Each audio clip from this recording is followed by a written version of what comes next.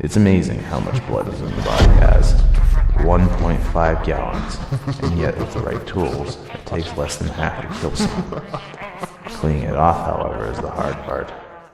Not just for killing, but any situation that involves it. Even a small splash from the bloody lip of the average bar fight. Some recommend club soda, which does work since the CO2 bubbles are what push it off, but I feel a hard scrub with soap and hot water does it best too.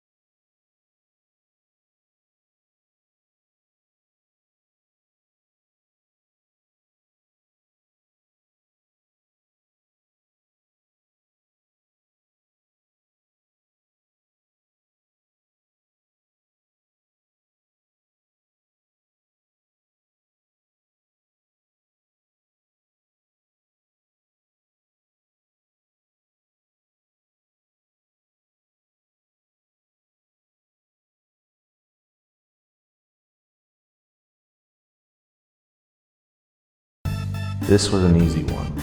I decided to take a break from searching and go to a local coffee shop. It was a rundown place and crooked to the point where they didn't care if they carried a knife in public. But it had its own charm, and I still hit it for decency's sake. I met a young girl there, a charming one with a bright future on her hands, a last-day college student bent on making the world a better place by becoming a lawyer. She was going to be my next because I felt the world was more fucked up with her without her help in it. And I was doing her a favor so she wouldn't taint herself with the cruelty of the world. However, before I could even make a move, some burly bastard at the age of 50 thought it would be best interest to interrupt our intelligent conversation. He hit on her, which wouldn't have bothered either of us. I was a killer. She seemed the type that could hold her own in a fist fight. That still didn't give you the right to do that. Shut up and get into the good part. They didn't bother us at first, until the things he said. You'd think this place was a bar. So without much of a breath, let alone a blink or a warning, I took my mug and bashed his head in. The place was so run down that it shattered upon impact, but hit him hard enough to get the message. You should have stopped at that. He had no business talking to her. Now normally in a place like this, they wouldn't mind a little rough and tumble. But when they really didn't take kindly to breaking their property, that was understandable. So I paid the cashier and took off, apologizing to the girl for both my sudden attack and the man's rude behavior. As I made it to the alleyway, I found to my surprise she followed me. She wanted to thank me for that, and I was ecstatic as I could only think of now with my chance. But before I could pull a knife on her, she assured me that once she graduates, she'll become my personal attorney, so she can vouch for me should the burly press charges. Self-defense, she said, and her witnesses would be the staff and patrons of the shop. I still wanted to kill her, but I figured maybe wait till this blows over first. Besides, this one could be really useful to me.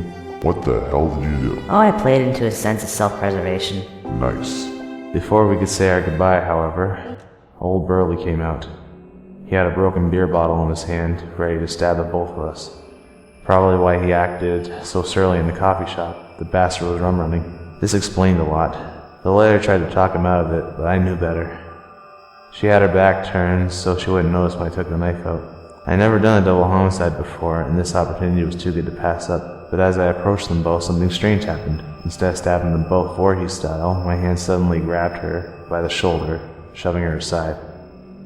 Old Burley was ready to rush me head on, and I plunged the knife into his fat, stinking guts. The force was enough to splatter some blood on my face and hands, as I left the knife inside in there, right down to the handle.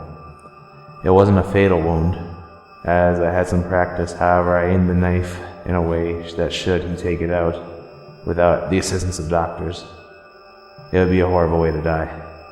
I gave him a chance. Call 911, get treated, and leave us the hell alone, or die.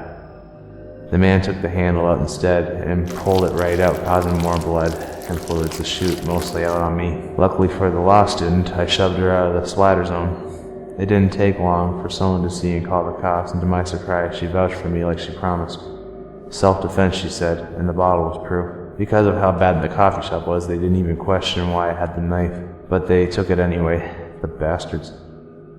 They offered me a ride home, which was for the best. Since I walked home covered in blood, they would pick me up anyways. No charges were laid, no promises of subpoenas, and hell, it made me look like a hero. No, that's not how it's supposed to be. You're the bad guy. This is all your fault, Superego. I didn't say for him to push her. I given up on trying to talk him out of any kills. Why do you want him to be the bad guy? He wants to be one. No, he doesn't. He simply wants to kill. Why should he care who he kills? Why should you even care? What's in it for you? None of your business.